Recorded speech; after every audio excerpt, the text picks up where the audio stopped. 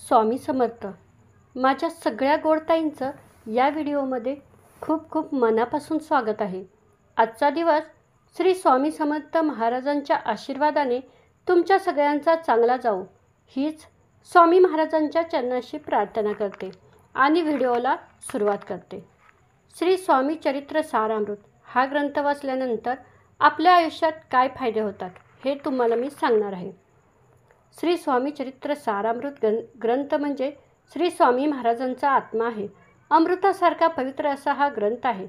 ज्यावेळेला आपण हा ग्रंथ मनापासून वाचतो त्यावेळी त्यातील प्रत्येक शब्दाचा अर्थ आपल्याला समजतो आणि आपण आपल्या रोजच्या जीवनात अगदी तसंच आचरण करण्याचा प्रयत्न करतो.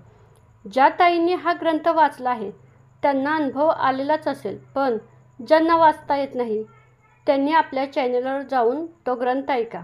बघा, ज्या माझ्या आईच्या, आजीच्या, मावशीच्या वयाच्या ताई आहेत त्यांना वाचता येत नाही पण या ग्रंथाचं पारायण करायचं आहे, अशा ताईंसाठी मी या ग्रंथाचं पूर्णपणे मराठीमध्ये स्पष्टीकरण केलं आहे.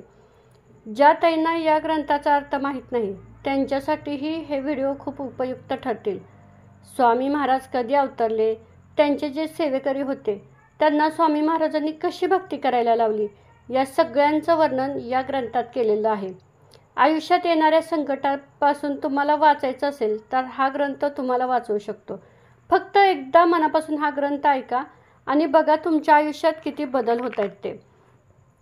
ज्यावेळी आपण हा ग्रंथ वाचतो त्यावेळेला पहिल्या अध्यायामध्ये सर्व देवांना आव्हान केलं आहे. यामुळे ज्यावेळी आपण हा ग्रंथ वाचतो त्यावेळी सर्व देवांचं नाव आपल्या मुखात येतं आणि आपल्या घरामध्ये, आयुष्यामध्ये एक पॉझिटिव्ह एनर्जी येते. घरामध्ये सुख शांती नांदते. ज्यावेळेला आपण दुसरा अध्याय वाचतो त्यावेळेला स्वामी महाराजांचा सहवास आपल्या घरात, आयुष्यात असल्याची आपल्याला जाणीव होत असते. ज्यावेळेला आपण तिसरा अध्याय वाचतो, आपले जर कर्म चांगले असले तर स्वामी महाराजांचं नाव न घेताही स्वामी महाराज आपल्या घरी राहायला येतात याची जाणीव होत असते. ज्यावेळेला आपण चौथा अध्याय वाचतो त्यावेळेला दुसऱ्याची निंदा नालस्ती करण्याचं धाडससुद्धा आपल्यात होत नाही. ज्यावेळेला आपण पाचवा अध्याय वाचतो त्यावेळेला ढोंगी आणि मतलबी लोकांपासून आपण लांब राहतो आणि स्वामी महाराज माझ्या आयुष्यातील संकटे दूर करतील असा विश्वास आपल्या मनामध्ये निर्माण होत असतो. ज्यावेळेला आपण सहाव्या अध्यायाचं वाचन करतो त्यावेळेला आपल्यामधील अहंकार, मत्सर, लोभ, राग यापासून आपण दूर राहतो आणि सातव्या अध्यायाचं वाचन करतो त्यावेळेला स्वामी महाराज सदैव आपल्या पाठीशी आहेत असा एक दृढ विश्वास आपल्या मनामध्ये निर्माण होत असतो. ज्यावेळेला आठव्या अध्यायाचं वाचन केलं जातं त्यावेळेला कितीही मोठा आजार असेल तर त्यापासून आपण कसं बाहेर पडायचं याची आपल्याला प्रचिती येते. नवव्या अध्यायाचं वाचन केल्यानंतर दुसऱ्यांना मदत करण्याची भावना आपल्या मनामध्ये तयार होत असते. दहाव्या अध्यायाचं वाचन केल्यानंतर आपल्याला संततीविषयीची ज्या समस्या आहेत त्या आपल्या सुटतात. 11व्या अध्यायाचं वाचन केल्यानंतर आपल्यासाठी मनशांती महत्त्वाची आहे आणि त्यासाठी सद्गुरूंचा सहवास किती महत्त्वाचा आहे हे या अध्यायामध्ये समजतं. तसंच आपल्याला मनशांतीही लाभते. 12व्या अध्यायाचं वाचन केलं तर तन मन लावून आपण परमेश्वराची सेवा केली तर आयुष्यात येणाऱ्या कोणत्याही संकटात तो आपल्यासोबत उभा राहतो याची प्रचिती आपल्याला येत असते.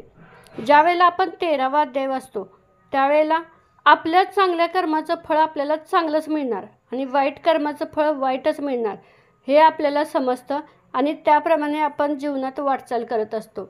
ज्यावेळेला 14व्या अध्यायाचं वाचन करतो त्यावेळेला स्वामी महाराजांची भक्ती कशी करायची, त्यांना प्रार्थना कशी करायची, स्वामी महाराजांच्याकडे काय मागावं याची आपल्याला प्रचिती येते.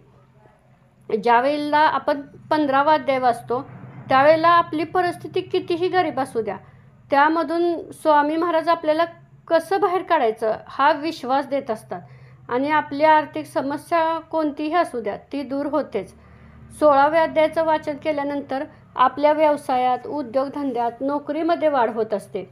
17व्या अध्याय वाचल्यानंतर स्वामी महाराजांचं न ऐकता ज्यावेळी आपण लोकांच्या बोलण्याकडे लक्ष देतो आणि त्याप्रमाणे आयुष्यात वागतो त्यावेळेला काय होतं हे समजतं आपल्याला. 18व्या अध्यायाचं वाचन केलं असता आयुष्यात काय चांगलं आणि काय वाईट याची प्रचिती आपल्याला येत असते. आणि 19व्या अध्यायाचं वाचन केलं असता आपल्या डोक्यावर श्री स्वामी महाराजांचा हात असेल तर कोणीच आपलं वाईट करू शकत नाही याची प्रचिती आपल्याला येते. आणि 20व्या अध्यायाचं रोज वाचन केलं असता महाराजांच्या साक्षात्काराची जाणीव होते आणि स्वामी महाराजांच्या विषयीची आपल्या मनात श्रद्धा वाढत असते. 21व्या अध्यायाचं वाचन केलं तर जीवन सुख समृद्धीने भरून जातं आणि स्वामी महाराजांची कृपादृष्टी आपल्यावर लाभते. अशा प्रकारे श्री स्वामी चरित्र सारामृत हा ग्रंथ आपल्या आयुष्याला एक वेगळीच कलाटणी देतो. म्हणून सगळ्या ताईंना, दादांना मनापासून एकच कळकळीची विनंती आहे, तुम्हाला ज्यावेळेला वेळ मिळेल त्यावेळेला या ग्रंथाचं पारायण करा आणि आपल्या आयुष्यात येणाऱ्या अनेक संकटे, दुःख, अडचणींना सामना करा. श्री स्वामी समर्थ.